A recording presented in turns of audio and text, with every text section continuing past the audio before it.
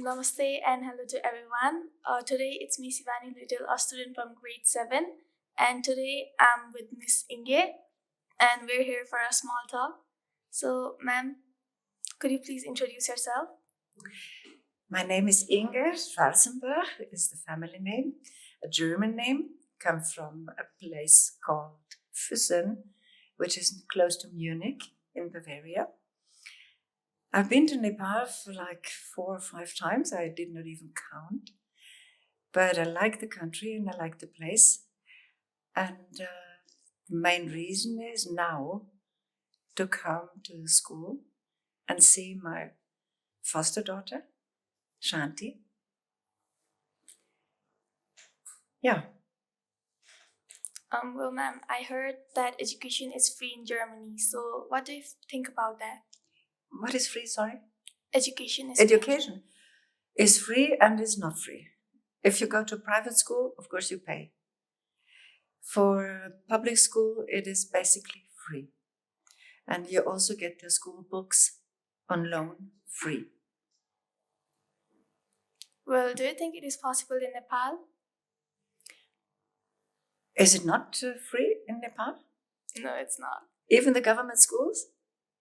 I think government schools are free. Yeah. And what I'm talking about is government school. If you go to private school, they are different because they have to finance themselves. But the part of private schools, since in the last 660 or 50, 60 years, has grown, increased very much. Not because the public system is bad, not in some parts, but parents tend to go, my daughter, my son needs a very special education. And if they can afford it, they will do. But basically it's free. Studies, not university. They have studying fee. So, ma'am, you've been to Nepal for a couple of times. So, what difference do you find in your native country's education system and our country's education system? I don't know enough about your education system, I must say. I know this school here, and that is all.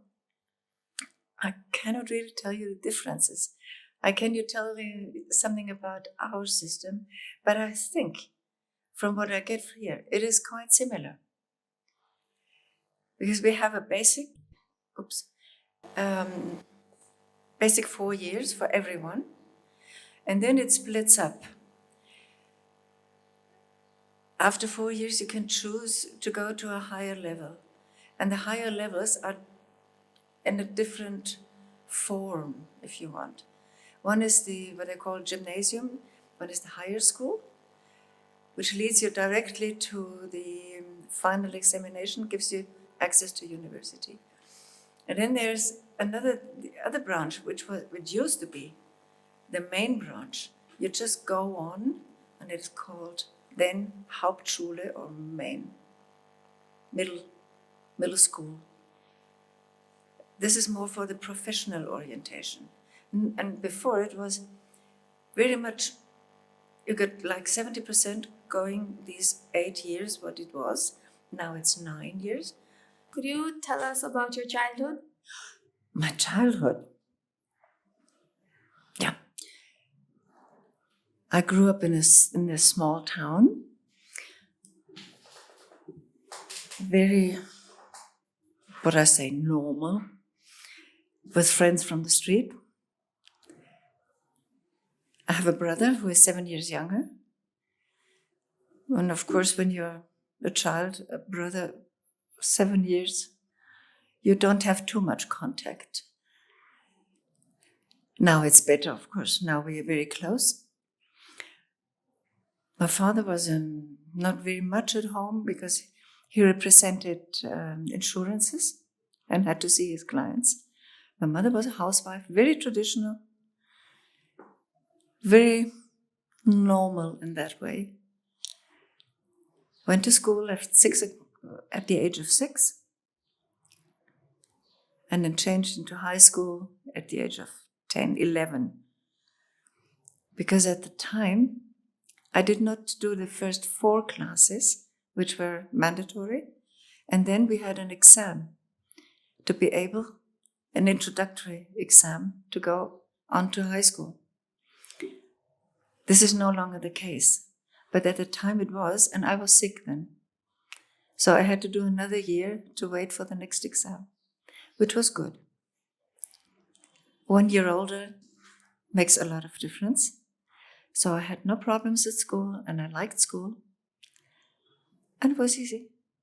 Did a lot of sports in a small town in the mountains where you have lakes and every possibility to do outdoor, you're outside. Well, do you have any specific memory from your childhood? Oh, freedom. Freedom. We could move. Nobody was really, they trusted us. When you think of nowadays, we talk about this with my brother lately. Parents are so protective, and they have to be sometimes. They don't really have to be. But our parents, they trusted us. We were out playing God knows where. Anything could have happened, but it's not true. Children take care. They know exactly how far they can go. They climb on a tree, but they know how to get down.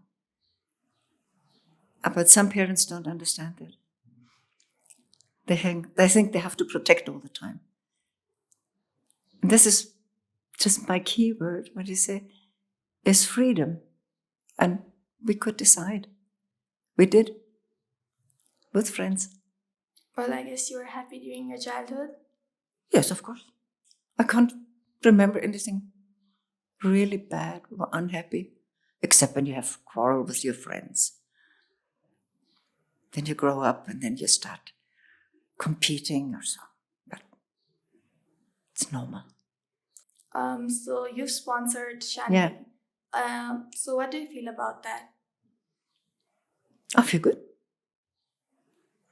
Otherwise, I would not do it. Yeah, it's a very strange story. I found she had some potential. She was somebody special. And of course, you cannot change the world all in one. But if you put little pieces, eventually it will grow to a wall. Everyone can have a little stone and it can grow. And it just came to my mind. It was my intuition. I said, okay, if I can do it, I will try to find a good place and get her the education and get her as an example also, or just for her, the self-esteem, and to be not only a girl like working for others or being used as a housewife, I don't know what, but be a woman in life. And Grace, through this school here, which has this in the program, to have self-esteem, to stand up, to be responsible, found full good results. I'm very happy. So you expect that she will grow up into a nice person, confident, and with high self-esteem?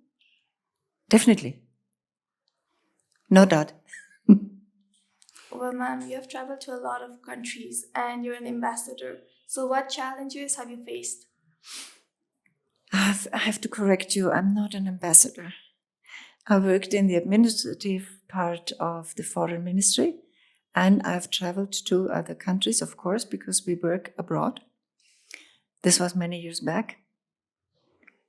Now I'm retired, and I did something else. By answering your question, I forgot yours.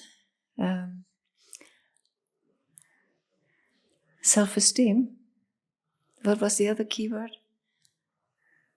What challenges have you faced in your career?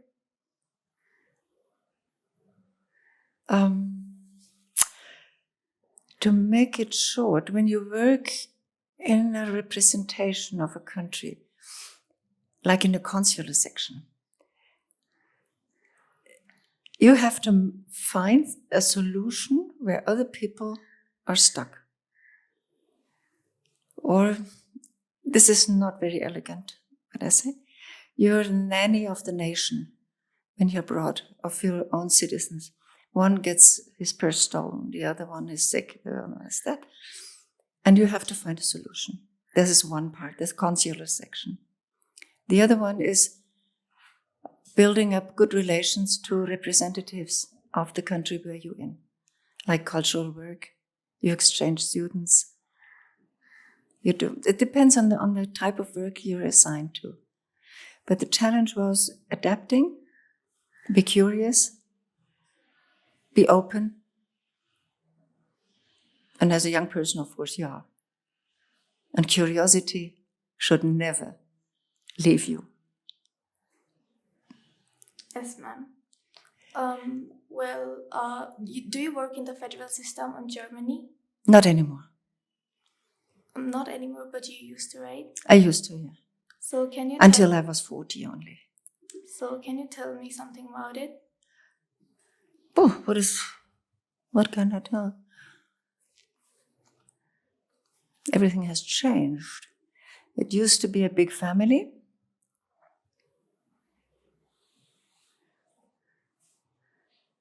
The federal system and the government,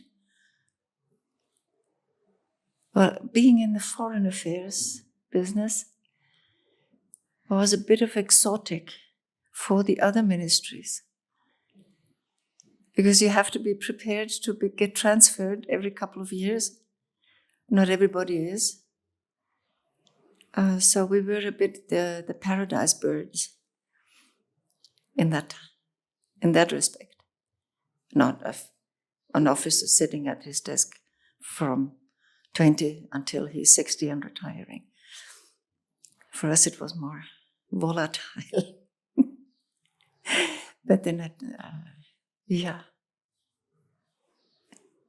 Does that answer your question? Yes. You've been to a lot of countries. Again, I repeat that. So, what is the favorite country? Like the favorite country you visited? All of them. All of them. You don't have any specific one? No, because every country has its own kind of personality, like a person. And I had good countries. I had Canada, Montreal. I had Italy, Sicily. That was a cultural shock. Because you come from a big country like Canada, and you come in that country, and you are the person who you are. Nobody asks, where do you come from? Who are you? You're there. Then you go onto the small island of Sicily, where everyone knows each other. And that was even in the time of mafia. And then now people ask themselves, where does she come from? No family, no husband? This is one of the things when you travel. No family. And it's very narrow. And there was this wide country of Canada and this narrow island. And this was, in the beginning, quite a bit of a shock. But then I did not want to leave Sicily anymore. Every country has its charm. Yes, ma'am. So, were you sad when you heard like you were alone and you didn't have any family? Sometimes yes. But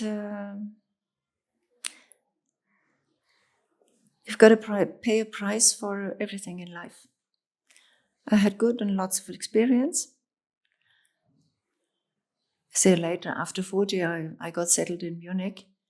I have my relationship there.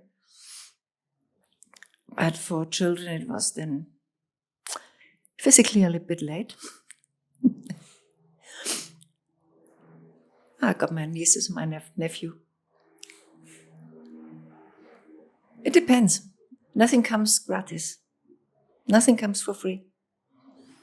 what's that old saying? There's no such thing as a free lunch, no? You know that? Yes.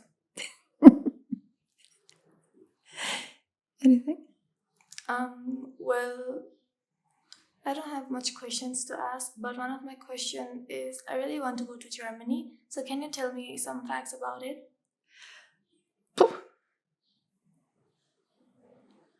Germany is very varied. It's in the middle of Europe. Just geographically, you have close to Austria, you have the Alps, like you have the mountain here.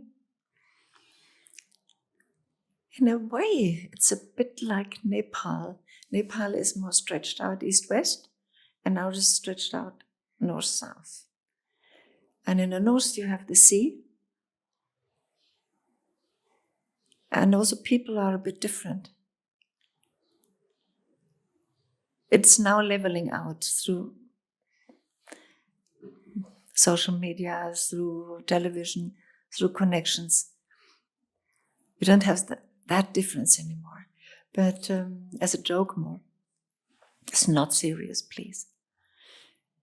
People from the north, they would ask themselves, do I need a passport to go to the south? Because in the south there's Bavaria, which is quite well known for Oktoberfest and tourism and so on, because it's beautiful, and that's also where I come from. But they're not 100% German in that way. They're more easygoing. They're closer to Italy. It's more the easygoing part. And you also have two religions. It's one religion, but two branches: the Catholic and the Lutheran, the Protestant, which makes a difference because they have a different education. Protestant are more straightforward. Catholic also can celebrate. Catholic it's a bit different. So Bavaria is more Catholic, northern Germany is more Protestant. That makes a difference on people. Like in Switzerland, you have another branch of Protestant, that's the Calvinistic. Or in Holland, it's the same. It's more, the more success you have, the more chance you have to get in heaven. This is very simplified, okay? Very simplified. Well, do you have any tips to give to someone who wants to be like you? Nobody is like me, and nobody is like you, and nobody is like another. I'm nothing special. But if someone wants to work in your field, any advice? Be open. Open, not afraid of anything. Don't bow your head too early. Keep it up, keep your own mind, and get yourself respected. That's something I learned. Hey, you bring me that. In Sicily, it's a male society. And some people are very, what are you? I was young. Okay, you can work in the consulate, but still I have to say. And then somebody told me, get yourself respected. And I put up a different attitude. And lo and behold, it worked. We were cooperating perfectly on level. Never down. Level. Not above. Level. But this was important, that saying, get yourself respected. Be proud of yourself. Not proud, not over. Just self-esteem. Point. Well, ma'am, I'm sure you've faced a lot of challenges. So what kept you motivated at that time? It's my job. I can help people. It's always something new. There are always new tasks coming up, and there's never a routine. As I said before, if nobody has an answer, you have to find an answer. That's why they come to you. Oops. Oh. Sometimes you stand, oh God, what do I do now? And you have to find an answer. So, quack, quack.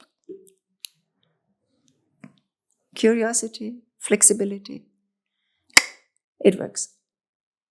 Hopefully. Well, ma'am, do you have anything to say? To say for Nepal? Say for you? Well, something. What do I have to say? I can tell you what worries me these days. And it worries many people. The way to treat each other, the way the tone is among people, is getting rough. It's getting respectless. And that worries me. It's more violence under the surface and on the surface. And it's more egocentric. Me culture. No. If we go on a me culture, we will end up in the ditch. We are all dependent on each other. And even if we are far away, pushing along, pushing other people to the side has never helped. And that worries me really, because it's a violent atmosphere and egocentric. Everyone wants his right. Hey, take it easy. Off. In Nepal it's not so bad, but you find it, I don't know how it is in Nepal, but back home it is. It's growing. And the political tendencies are not very positive. They are asking for a strong man. We had that already. Thank you. We don't need him. We need respect. That is what I want to give you. And that is true for everyone all over the globe. Ma'am, why do you think that respect is important? Otherwise, we cannot live. We have to live together. If you're in a family and every child wants to be number one and pushes the other down, it doesn't work. You've got to hold together. Only that way we can build. If we start fighting each other, we will crumble. That's quite a normal thing. But some people have a problem. So, what would you like to say? Anything else? I wish that we all soon can live in peace. There's too much war in the world. That we don't fall for dictatorship. That we can help each other. And even if it's small, some people say, oh, I do something. But what does it matter in this big context? It does matter. Like many drops eventually fill a lake. You have to go on and believe in it.